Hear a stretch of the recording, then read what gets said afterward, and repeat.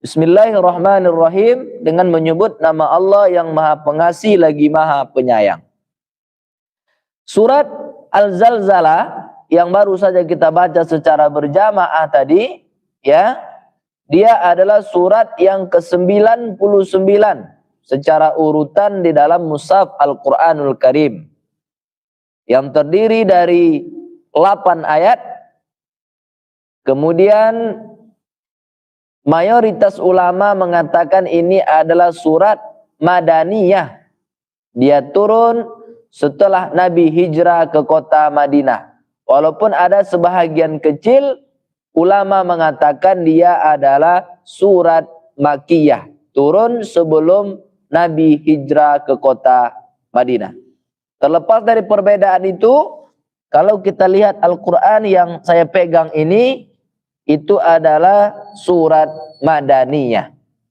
Di Quran Bunda gimana? Makkiyah? Ya. Kenapa ada yang Makkiyah, ada yang Madaniyah? Karena memang ulama berbeda pendapat. Cetakannya berbeda. Ya. Tapi yang saya jumpai, mayoritas ulama itu mengatakan surat Madaniyah. Apa makna Madaniyah? Turun setelah Nabi hijrah. Saudaraku sekalian yang dimuliakan Allah Subhanahu wa taala. Al-Zalzalah secara bahasa dia bermakna guncangan yang dahsyat. Surah Al-Zalzalah ini bercerita terkait dengan hari kiamat. Sama dengan semalam surah Al-Adiyah ketika Allah bercerita bagaimana Allah bersumpah atas nama kuda perang yang berlari kencang, yang kuda itu terengah-engah, ya, sesak napasnya karena berlari dengan kencang. Maka Al-Zalzalah juga bercerita terkait dengan guncangan dahsyat, dan ini masih berkaitan dengan hari kiamat. Tema utama secara umum isi kandungan dari surah Al-Zalzalah ini adalah Allah menggambarkan dahsyatnya hari kiamat. Kemudian bagaimana Allah menggambarkan keluarnya seluruh isi perut bumi. Kemudian Allah membalas atas apa yang kita kerjakan, sekecil apapun. Itu tema besar atau isi kandungan secara umum surat Al-Zalzalah. Kita masuk pada ayat yang pertama. Idza zulzilatil ardu zilzalaha. Kata Allah, apabila bumi diguncangkan dengan guncangan yang dahsyat. Kalau kita lihat misalnya kata zulzilat, ini diambil dari kata zalzalah, yang berarti guncangan berulang-ulang dengan sangat kuat. Kita bayangkan andailah bumi ini seperti bola basket, lalu kita berada di dalam itu, lalu kemudian bola basket itu diguncang-guncang dengan kuat, bagaimana kiranya posisi kita? Bahkan semalam kita sudah sudah kita bahas, ya, di surat apa semalam itu? Sebelumnya Al-Qari'ah, ya. Wa ma adraka mal qari'ah, tahukah kalian hari kiamat itu? Kata Allah, yauma yakunun nasu kal farashil. Manusia saat itu seperti laron yang berterbangan. Wa takunul jibalu kal ihnil. Gunung-gunung yang kuat menjadi paku bumi itu berterbangan seperti kapas. Seperti bulu kambing, bulu domba yang dicabut, diletakkan di atas piring, lalu datang kipas angin yang berhembus. Nah begitulah kira-kira.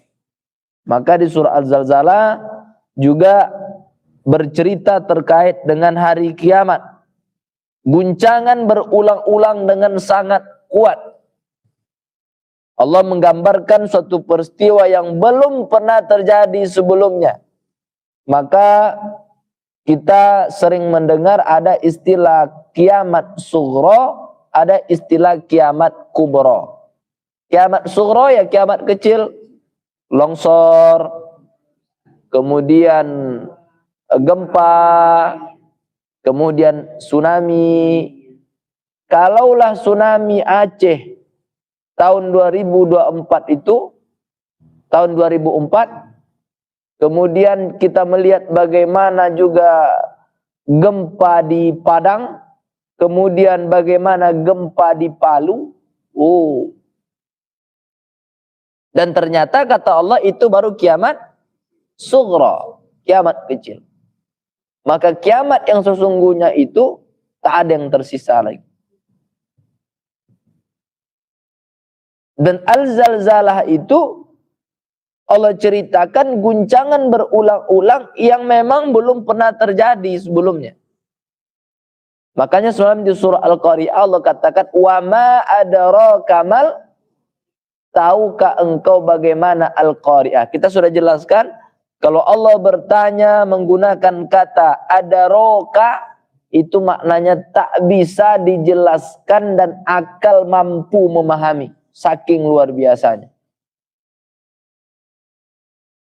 Saudaraku sekalian yang dimuliakan Allah Subhanahu wa taala, bumi yang selama ini tampak kokoh akan kehilangan kestabilannya. Kalau kita bawa kendaraan, ketika hilang stabil, apa yang terjadi? Kecelakaan. Jatuh. Makanya kendaraan itu juga dibatasi kecepatan maksimal. Karena kalau dia melebihi kecepatan maksimal, dia akan kehilangan kestabilan. Nah ternyata bumi itu Allah buat, Allah desain yang betul-betul memiliki kestabilan yang luar biasa. Maka produk Allah itu tak pernah gagal dia. Beda dengan produk kita. Makanya ketika gempa di Aceh, gempa di Padang, kita berasa juga di Pekanbaru, tapi tidak sekuat di Padang. Kenapa? Itu belum kiamat yang sesungguhnya. Saudaraku sekalian yang dimuliakan Allah Subhanahu wa taala, maka ayat yang pertama ini mengajarkan kita bahwa yang pertama, kekuatan dunia yang kita banggakan sangatlah lemah di hadapan Allah. Walaupun hari ini ada pengembangan teknologi, katanya rumah anti gempa, jembatan anti gempa, bahkan kita membuat rumah pondasinya tidak mau asal-asalan. Kenapa? Agar kita merasa nyaman di tempat rumah kita tinggal. Padahal yang kita anggap kuat, yang sudah kita desain dengan orang profesional, kita keluarkan duit yang banyak, ternyata itu tidak ada apa-apanya di hadapan Allah Subhanahu. Ketika kiamat itu datang, bahkan kita sudah jelaskan, seorang bayi yang sedang menyusu pada ibunya, ibunya pun tak sadar anaknya sudah tidak ada di pangkuan dia. Bagaimana seorang ibu yang hamil, tak sadar dia janinnya pun ternyata hilang, keguguran. Adakah yang lebih kuat dari hari kiamat? Tak ada. Maka sesuatu yang kita anggap kuat, sesuatu yang kita anggap kokoh, ternyata itu hanya di hadapan kita. Di hadapan Allah semuanya lemah. Rumah, gedung, jabatan, harta benda, dan seluruh kemegahan dunia semuanya akan berakhir. Semua yang berawal dia pasti akan berakhir. Saya tanya, apa yang tidak ada awalnya? Tak ada. Semua kita ada awalnya. Dulu tak ada, sekarang ada, besok tak ada lagi. Masjid ini dulu tak ada, kemudian ada, nanti tak ada lah lagi. Begitulah makhluk. Kalau dia memulai, pasti dia akan berakhir. Siapa yang tidak berakhir itu? Allah. Karena Allah itu sudah ada sebelum dunia ini ada. Allah itu ada sebelum kalimat ada itu ada. Maka Allah itu tak pernah berakhir dia. Bahkan Nabi SAW karena dia ada awalnya, ada akhir. Saudaraku sekalian yang dimuliakan Allah Subhanahu wa taala, tidak ada yang tersisa, semuanya habis. Yang tersisa hanyalah amal soleh kita kepada Allah Subhanahu wa ta'ala. Apa kata Allah dalam surah Al-Hajj ayat 1? Ya ayyuhan nas, wahai manusia, ittaqu rabbakum, bertakwalah kalian kepada Rabb kalian, Tuhan kalian.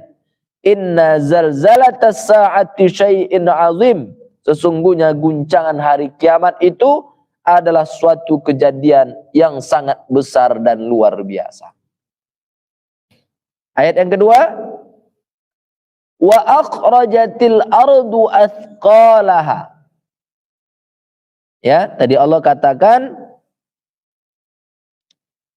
apabila bumi diguncang dengan guncangan yang dahsyat, wa akhrajatil ardu athqalaha, dan bumi mengeluarkan beban-beban atau isi-isi yang ada dalam perutnya atau dalam kandungannya. Jadi kalau kita lihat dalam ilmu ekologi, ilmu pertanahan, kalau yang kita anggap selama ini bumi ini hanya tanah dan batu, itu ternyata keliru sekali. Bahkan kalau terjadi misalnya ledakan atau apa namanya gunung itu, gunung meletus, yang keluar itu apa? Lahar. Dan ternyata itu bagian dari isinya bumi. Saudaraku sekalian, kalau kita gali tanah ini, yang hanya memiliki tanah, pasir, dan batu itu hanya sekitar 6 kiloan, 6.000 meter.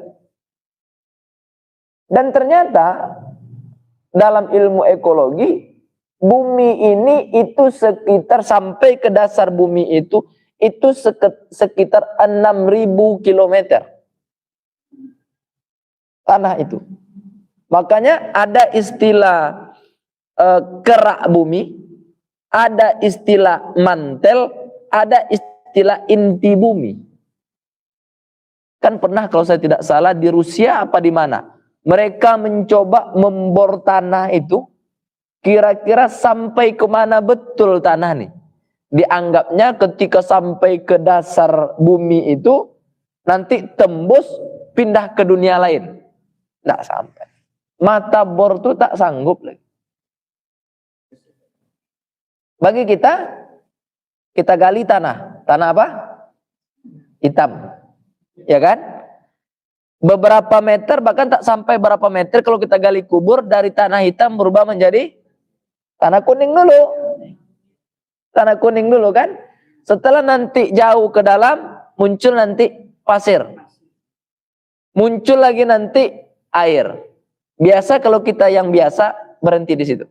Tak sanggup lagi, air. Makanya jadilah sumur. Itu baru 0,0,0,0 sekian persen isinya bumi. Makanya kalau ada yang bilang kita ini Riau penghasil minyak. Minyak kita ini disedot. Dia di bawah tanah itu ada minyak. Kalau minyak ini terus disedot, nanti kosong di bawah tuh. Ini mitos. Tak betul tuh. Minyak itu dia di bawah celah-celah bebatuan itu dia. Bukan. Ya, jadi dalam bayangan kita tanah, pasir, air, nanti minyak. Nanti disedot minyak. Ini kan kosong minyak ini nanti lama-lama. Nanti ambruk tanah tuh. Tak begitu konsepnya.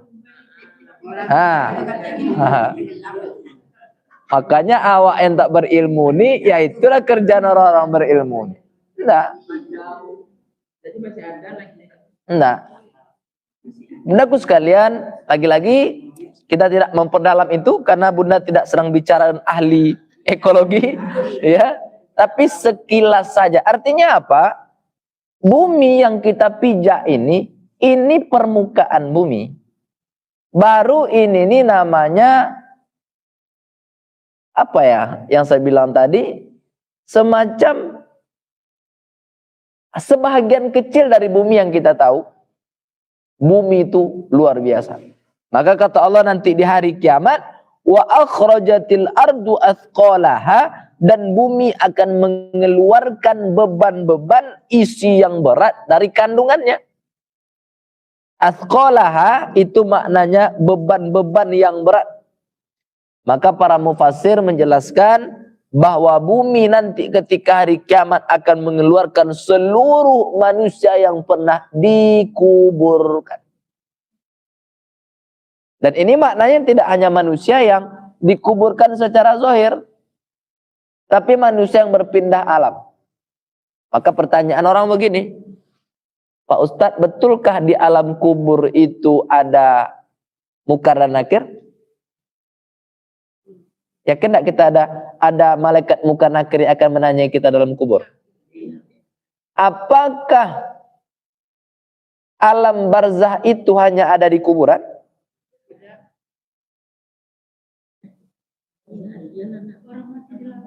Bagaimana orang mati di dalam lautan? Berarti bukan munkar dan nakir yang laut, Ustaz. Ada pula malaikat lain apa? Makar dan makir. Ya. Artinya, ketika manusia meninggal dunia di alam fana ini, itu hanya proses perpindahan alam yang kita tengok tuh zahir. Jadi kalaupun dia mati di laut, mati di pesawat terbang lalu tidak ditemukan jasadnya, dia tetap di alam barzah. Dia tetap ditanyai munkar dan nakir. Walaupun dia tidak dikebumikan di bumi. Tapi dimanapun manusia ini mati, pasti kembali ke bumi. Ini kan dari bumi nih. Dari bumi kembali ke bumi. Makanya tidak ada orang yang mati di awang-awang, itu tak ada.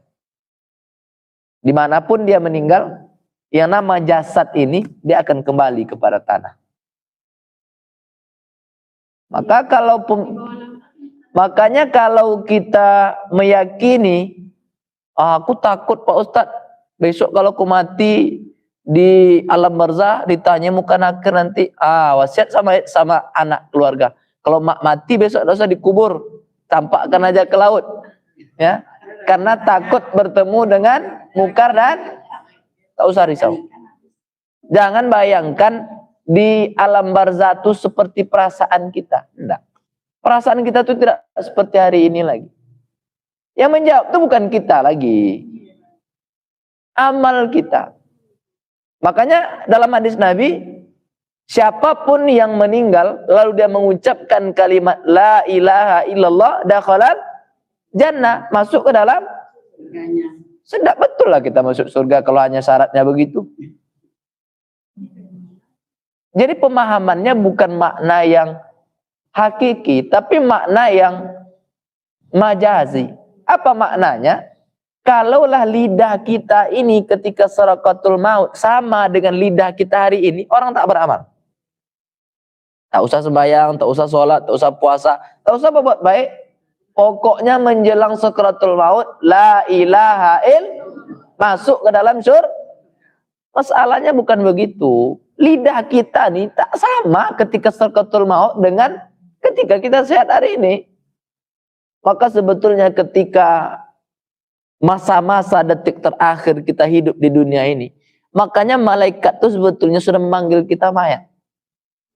Makanya orang-orang yang diberikan kasab oleh Allah, dia tahu hidupku ini 3 bulan lagi.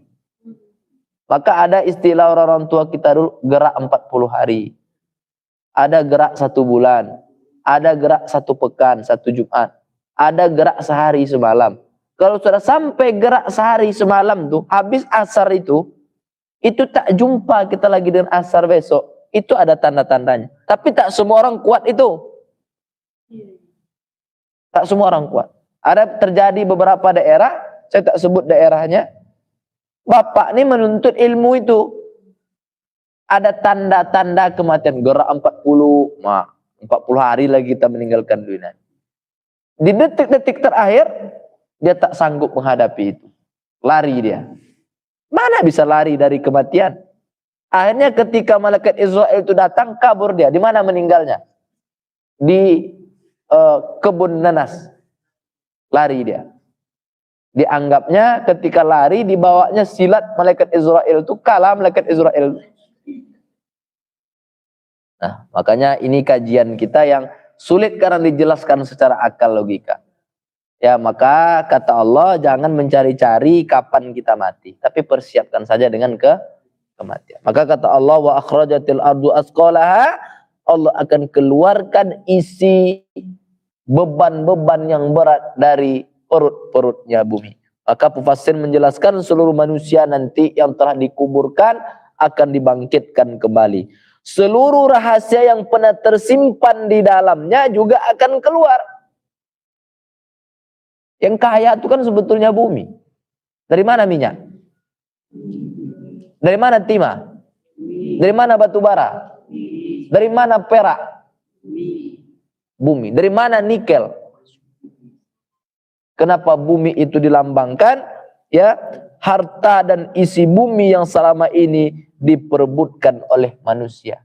Apa pesan pada ayat yang kedua itu? Segala sesuatu yang tersembunyi saat ini, suatu hari akan ditampakkan oleh Allah Subhanahu. Jadi emas yang kita kejar hari ini itu tak seberapa dengan yang Allah berikan. Nanti Allah tunjukkan, nih emas yang dulu kau rebut-rebutkan. Allah tengokkan. Ternyata emas yang katanya terbesar di dunia di Papua itu hanya itu yang membuat orang berbantah-bantah.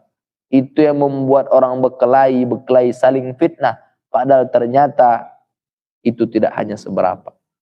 Bagaimana dunia ini kata para ulama, disebutkan dalam kitab Rawdatus Shalihin oleh Al-Imam An-Nawawi, kau ambil telunjuk kau masukkan ke dalam lautan, lalu kau angkat yang turun dari telunjuk itu, itulah dunia.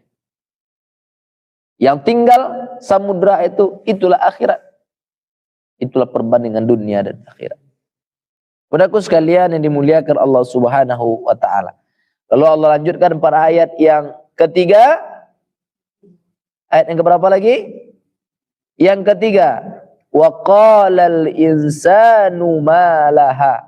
Dan saat itu ketika dunia nanti digoncang oleh Allah dan goncangan itu tak pernah kita rasakan, di saat itu Allah mengeluarkan isi semua yang ada di dalam bumi yang selama ini tersembunyi. Wa qala, dan mereka berkata, siapa dia? Al-insan, manusia.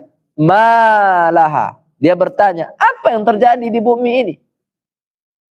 Mereka dibangkitkan tadi, semua orang yang atas nama manusia termasuk kita akan bertanya. Kalau bahasa awaknya, apa yang terjadi? Apa yang terjadi saat ini?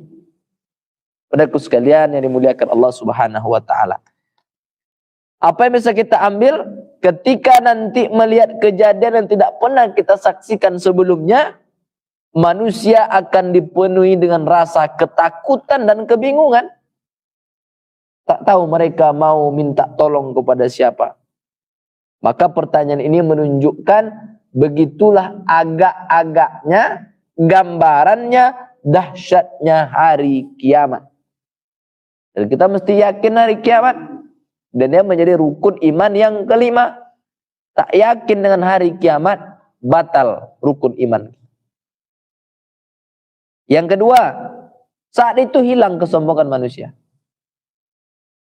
Apa yang mau disombongkan lagi? Tak ada. Maka makna wa qalal insanu malaha, mereka bertanya itu tidak hanya sekedar bertanya. Mereka takut, merasa risau, merasa siapa lagi yang akan bisa menolong kita. Dan di saat itu sombong tadi otomatis hilang. Dia baru merasa, oh begitu kecil aku di hadapan Allah.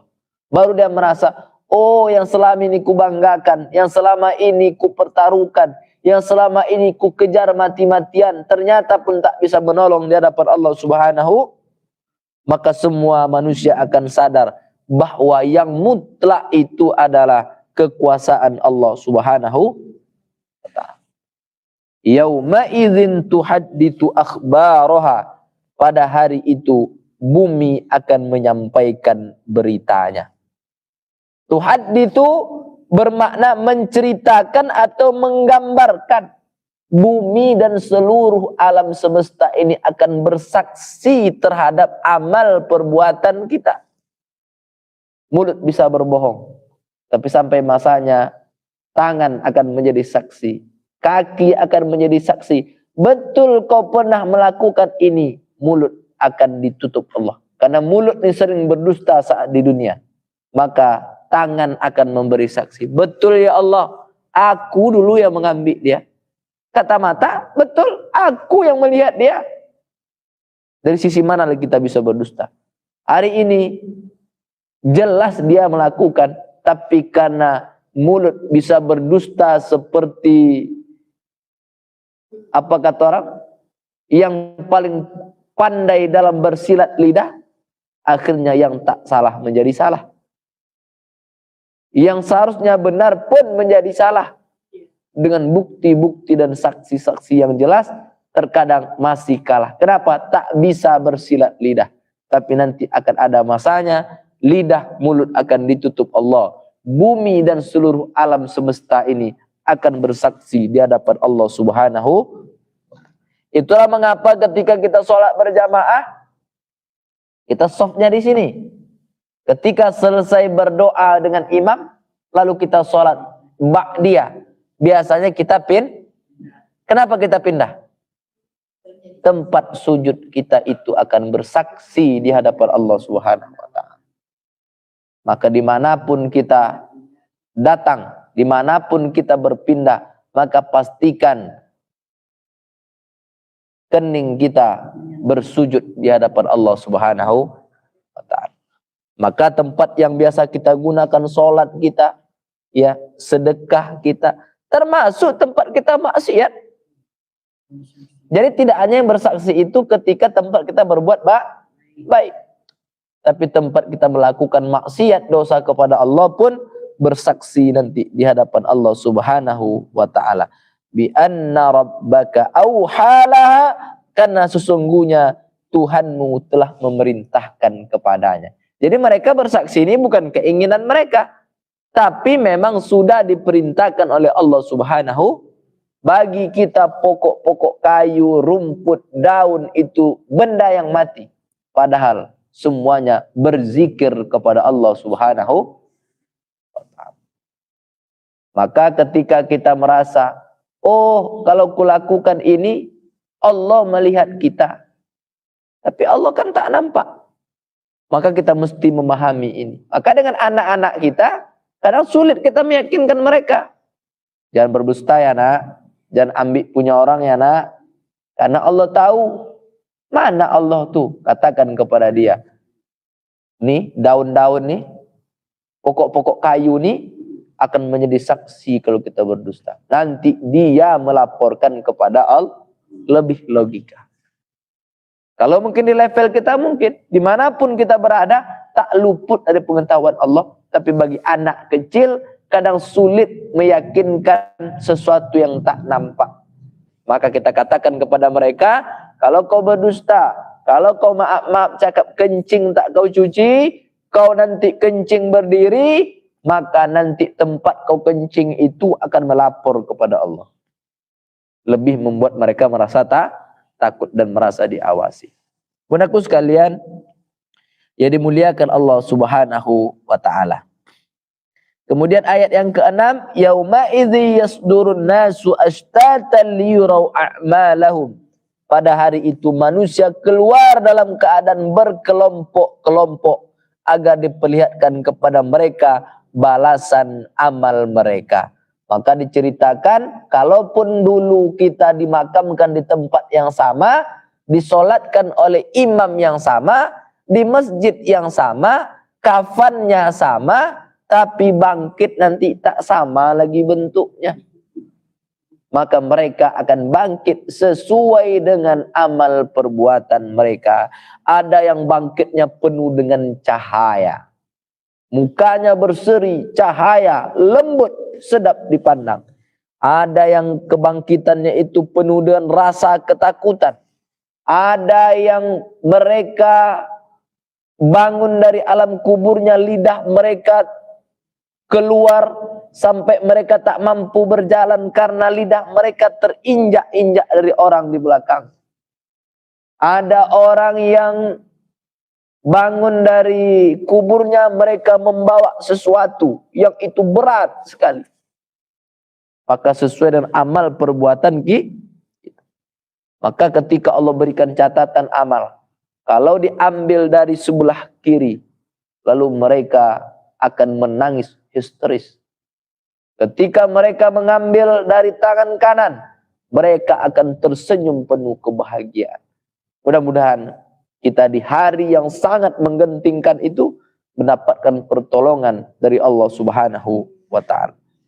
Saudaraku sekalian yang dimuliakan Allah Subhanahu wa taala. Lalu di ayat yang ke-7 kata Allah, "Faman ya'mal misqala dzarratin khairan yarah." Maka di hari itu nanti barang siapa yang mengerjakan kebaikan sekecil apapun, khairan yarah, niscaya dia akan melihatnya.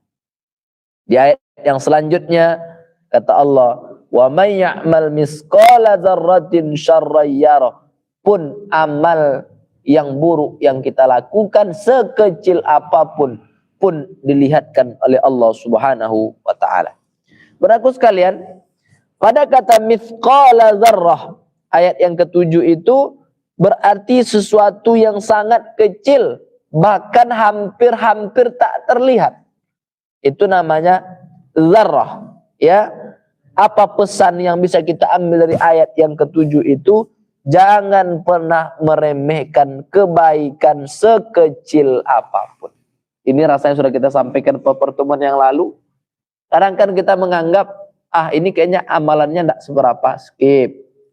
Ini kayaknya pahalanya tidak terlalu besar, skip. Padahal kita tidak tahu entah amalan mana yang akan bisa menolong. Selama kebaikan sekecil apapun, maka ambil kesempatan itu. Senyum yang kita anggap sepele ini, datang kawan, orang baru datang udah murung aja bawaannya, ya, suntuk aja bawaannya. Kita sudah jelaskan apa tanda-tanda orang yang suntuk itu. Kalau dia datang kepada awak yang awalnya tak suntuk menjadi suntuk, itu ciri-ciri orang suntuk. Datang dia bercerita kepada awak awalnya gembira, semangat. Ketika dia bercerita, awak ikut suntuk. Ya, senyum, salam, membantu orang lain, bahkan menyingkirkan duri pun yang di jalan itu adalah sedekah.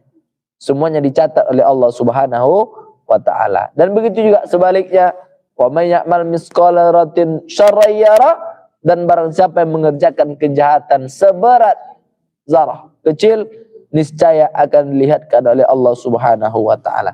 Ayat ini mendidik seorang mukmin dan mukminat, muslimin dan muslimat, ya, berhati-hati dengan ucapan.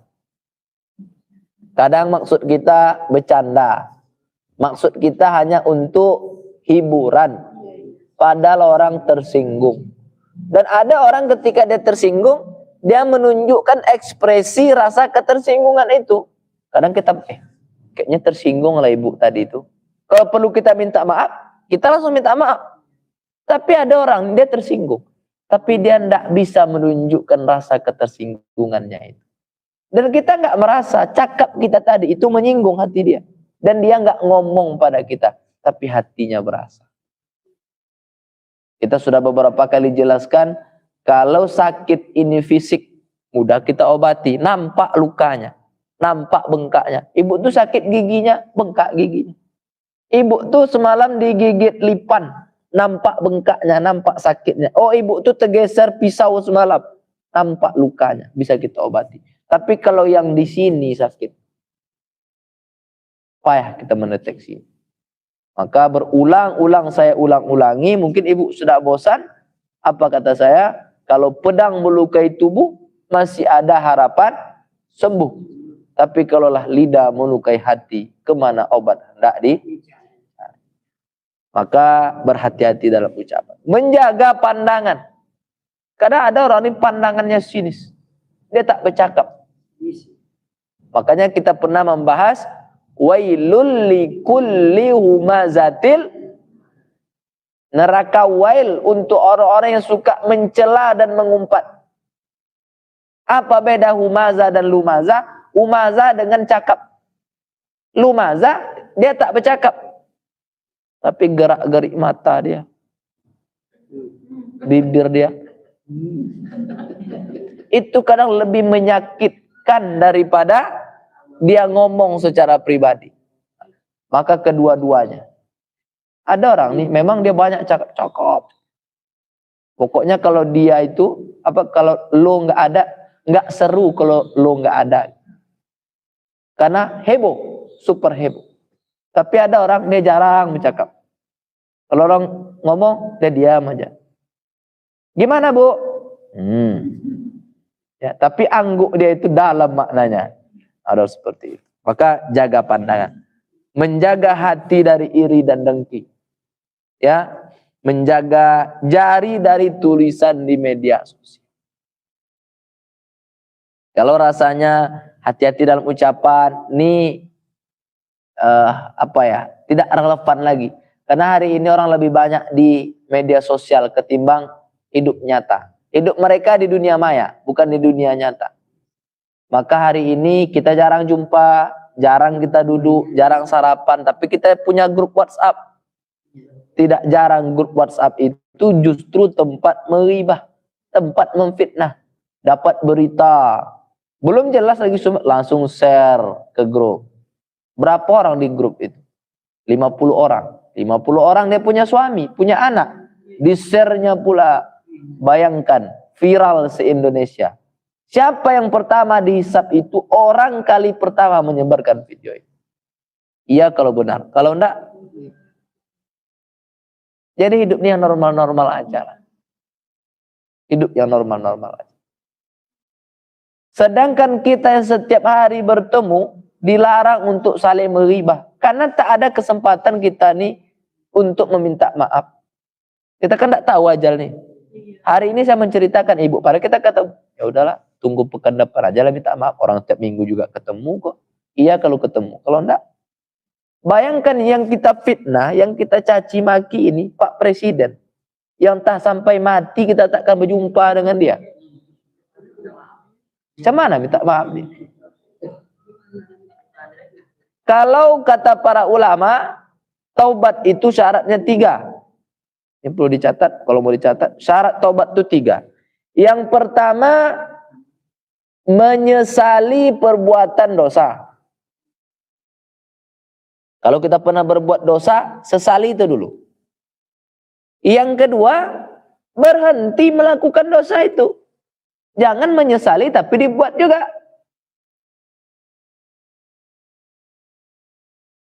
Kemudian yang ketiga, berjanji untuk tidak mengulanginya kembali. Itu syarat taubat. Kalau kita pernah menghibah, berhentilah untuk menghibah. Menyesali kalau kita pernah menghibah, akui kesalahan, kemudian berhenti melakukan itu, berjanji untuk tidak mengulangi. Kadang awak hari ini, aduh aku semalam meribah dia, sadar aku salah ya Allah, aku tak lagi. Besok ulang lagi. Begitu seterusnya. Tapi ini dosa yang terkait dengan Allah. 3 syaratnya. Tapi kalau dosa ini terkait kepada sesama manusia menjadi 4 dia. Apa dia? Mengembalikan haknya. Kalau perlu meminta maaf. Kalau tidak bisa taubat itu diterima. Makanya sering kita mendengar hubungan sesama manusia ini lebih berat. Artinya kalau dosa kita terhadap manusia, kita sudah berhenti, tidak kita fitnah dia lagi. Yang kedua, berjanji kita tuh tidak mengulanginya lagi. Menyesali perbuatan kita, tapi tak minta maaf, kita tak melengkapi syarat rukun untuk bertobat. Mau ibu mencari dia yang entah di mana alamatnya untuk minta maaf? Nah, apalagi Pak Jokowi. Udah selesai jadi presiden masih aja.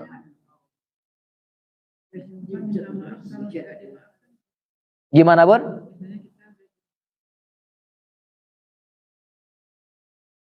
Alasan dia tidak memaafkan ini apa? Kalau alasan dia ini tidak bisa menerima sakit hati, urusan kita selesai.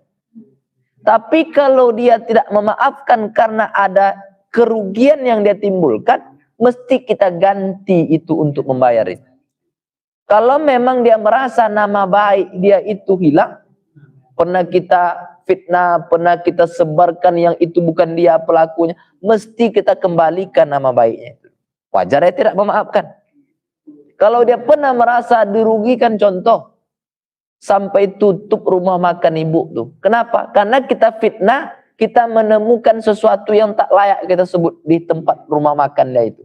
Padahal kita tak senang kepada dia. Datang kita minta maaf kita dengan dia, tidak dimaafkan dia. Wajar enggak? Wajar. Kenapa? Ada kerugian yang ditimbulkan. Maka mesti kita kembalikan kepada dia.